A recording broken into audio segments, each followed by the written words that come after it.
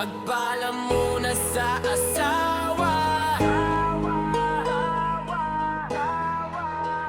Solid Pilipinas, tropa nating tunay. Mga tech na masipag, laging handang tumulong palagi. Pero bago ka mag-enroll, bago ka mag-training, may dapat ka munang gawin bago pumasok sa reballing. Huwag padalos-dalos, baka bigla kang sitahin. Pag umuwi ka ng gabi, baka may sermon na maanghang.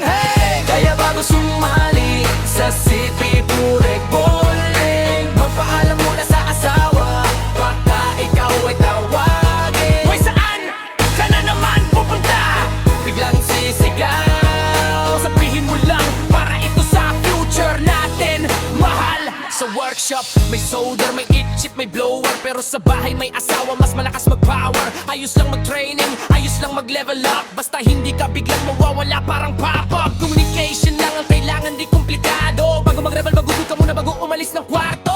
Kaya bago sumali sa CP Pure Bowling, magpaalam muna sa asawa, baka ikaw ay tawagin. Tapusin mo muna ang gawain dito sa bahay. Sabihin mo say mahal, pagkatapos ko saka ako aaway. Support system yan, huwag kalimutan.